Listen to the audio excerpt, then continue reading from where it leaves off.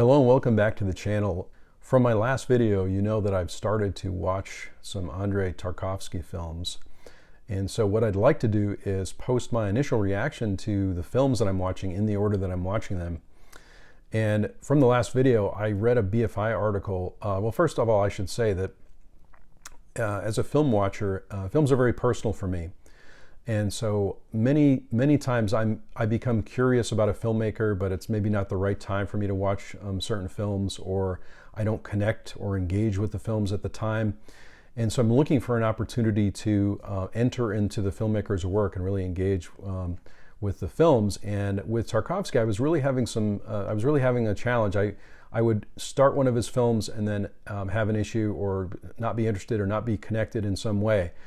And so that's a little disappointing for me, at least in the beginning, because I know what a genius he is. And so I read an article from the British Film Institute recently, or BFI, suggesting an order that I could go into, or that anyone could go in to watch his films. And so I'm following that order. And so the order right now that I have is Stalker, Solaris, The Mirror, and then some people in the comments have recommended that I watch The Sacrifice next after that. But what I want to tell you is that after watching Stalker, of course, it's a work of art. It's an amazing, amazing work of art, and I'm so impressed with it. I'm so engaged with his work. I'm so involved in the films. I get it. I feel like I get it, having started with Stalker. So I wanted to just tell you a little bit about my experience of watching the film. First of all, the film is over 2.5 hours long, and sometimes I don't always have a chance to watch a film in one sitting. So in this case, I did not watch it in one sitting. I watched part one essentially, and then I watched part two. I should also say too that if you haven't seen Stalker, I may be talking about some plot points or some characters, and I don't want to spoil the movie for you. So if that's the case and you haven't seen the film, you can turn off the video and just come back later. So having said that, I thought I'd open with one of my favorite quotes from the film, and that is, "Mankind exists in order to create works of art." This happens in about the middle of the film, and this is absolutely a masterpiece and a work of art. I'm so impressed with this film. I'll tell you a couple of things that I like about it. First of all, in terms of my viewing experience, I did watch the film in two parts. I watched the first part very early in the morning. As I'm sure happens with a lot of people, I have trouble sleeping sometimes, and I feel as though, so sometimes I'll get up in the middle of the night and watch a film. And so in this particular case, I got up very early in the morning, about 4 a.m., and watched part one. Now for Tarkovsky, which many of his films, it seems like, have contemplative, meditative elements to them, it's a very good time to watch a film like this and connect with it. So part one, again, I was very impressed with, and then part two I finished last night. So I thought I would tell you a little bit about, I'm just going to tell you a little bit about the story, my gathering, or my understanding of the story.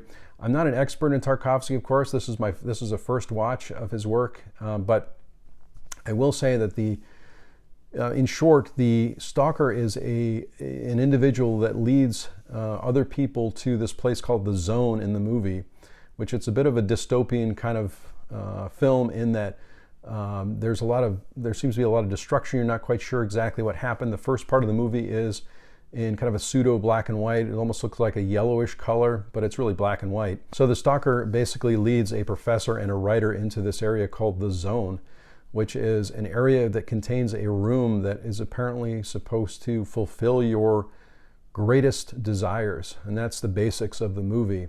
I saw this movie on the Criterion channel. As you can see, I have Criterion films up here, but I do not have Stalker or any Tarkovsky films on physical media. But I do have the Criterion channel, so I'm looking at his work on the Criterion channel and accessing the supplemental materials as well. So I have watched a little bit of discussion on the movie.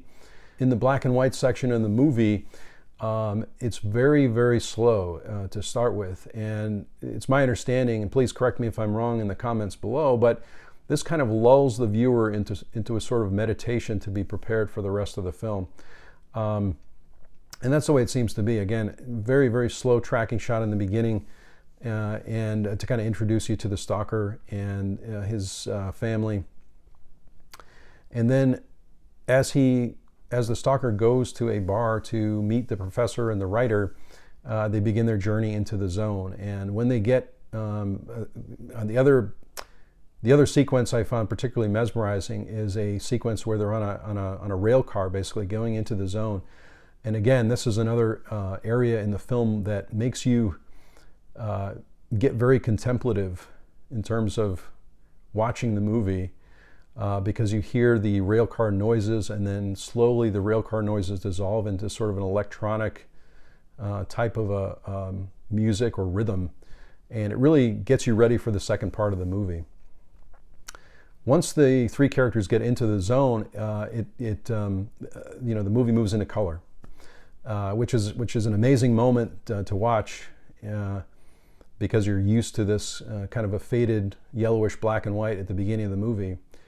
And from there, my favorite part of the movie, I have to say, is the middle section of the movie, maybe about an hour and a half in, where the three characters they haven't made it to the room yet, but they are in the zone, and they're resting in certain areas, and there's a lot of dialogue that comes out that's very interesting. And I picked out a couple of lines that I really liked a lot, which I really thought talked a lot about this film. One is, flexibility and softness are the embodiment of life, and hardness and strength are death's companions. So I really felt like there's a flexibility that we have to have in living, where we are working with nature, communing with nature, if you will. We're human beings, but there's a whole large planet out here with plants and animals and other elements that we really have no control over at all. And so I found that very moving in the film, and it was really my favorite part of the movie, even more than getting to the room. And I won't tell you what happens when they get to the room. But I really found the movie inspirational and really life-changing. There's one supplement where one of the, I can't remember the name of the gentleman who does the supplement, but he talks about influences of film when you leave the theater or view a film, that the film stays with you. And in the case of a good film, it stays with you a long time. And this particular film stayed with me a long time. Sometimes you leave the movie theater, maybe you didn't see the best movie. It only stays with you for a few moments, perhaps, and maybe you don't even think about it. These types of movies, just like Ingmar Bergman's work, it stays with me for days, weeks, months. I start to think. And so to me, a film like that is a masterpiece, a work of art, and I really feel that way with Stalker. I'm so excited for the journey into Tarkovsky's work. I wanted to say one more thing about this film, and that is that, and this is true for Solaris, which I've already started to watch, and that is, Tarkovsky seems to begin with a sequence, a longer sequence, where he pans on a nature element like a lake or trees or something like that, and then through this pan he comes upon a human or something human, and you realize that humans are such a small part of what happens on this planet and what happens in this universe. You get also a feeling with Stalker that, especially when the three characters are in the zone, that there's an otherworldly element to the movie.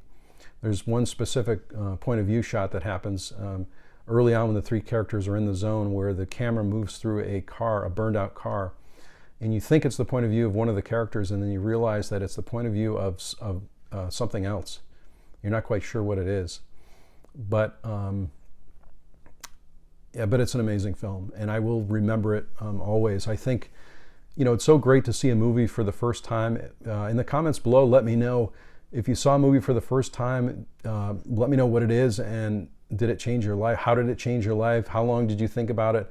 If you have any specific thoughts about Tarkovsky and any changes I should make in the order that I'm going through his work, please let me know. Again, I'm starting with Stalker, which I finished, Solaris, which I have started, then The Mirror, then The Sacrifice, and then the other films that are there too. So thanks for watching. I'm really excited to start this film journey. I'm excited to take you along with me on the journey. These are first watches for me. Never seen these films before. As much as I have a deep respect for all the filmmakers basically represented on the Criterion channel, I just haven't had a chance to view this, these films up to this point, and I'm so excited that I'm engaged and really involved in the viewing of these films. Thanks for watching. Let me know how you like the new setup here. Again, I'm going to do some videos in front of the shelf so you can have a look at what's on the shelf. Thanks so much for watching and commenting. I really appreciate it. And if you haven't subscribed to my channel, please subscribe. Click on like also. That really helps, and I appreciate it. And I hope everyone is safe and well, and I'd love to know about what you're watching, what your current film journey is. I would really like to hear about that, so let me know in the comments below, and if you have any questions, let me know too. Thanks so much again for watching, and I'll see you next time.